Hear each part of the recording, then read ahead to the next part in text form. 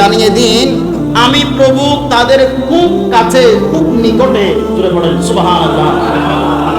শুধু নিকটে তাই না, তারা যখন আমাকে ডাকে, আমাকে আহ্বান করে, আমাকে যখন তারা ডাকে, আমি তাদের ডাকে সাড়া দিই। তখন যখন তারা আমি প্রভুকে ডাকে।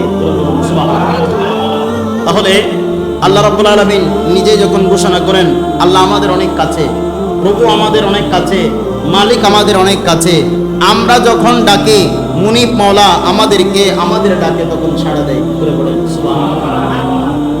আর আমার আল্লাহ দয়া করে মেহেরবানি করে কিছু কিছু সময় বান্দার জন্য এমন নিয়ামত হিসেবে দান করেছেন যেই সময়গুলো বান্দার খুবই গুরুত্বপূর্ণ, বান্দার জন্য বেশি গুরুত্বপূর্ণ।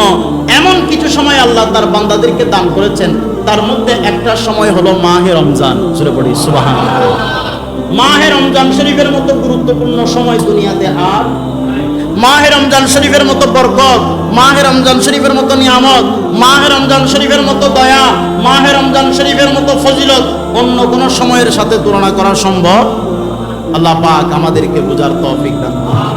আল্লাহ আমাদেরকে এমন একটা সময় দান করেছেন যে সময়টা প্রতিটা সেকেন্ড, প্রতিটা মুহূর্ত, প্রতিটা মিনিট তার প্রভুর কাছে বান্দা কাছে যাওয়ার জন্য, বান্দা তার প্রভুর নিকটে যাওয়ার জন্য প্রতিটা সময়, প্রতিটা মুহূর্ত বড়ই গুরুত্বপূর্ণ। সূরা পড়েন সুবহানাল্লাহ।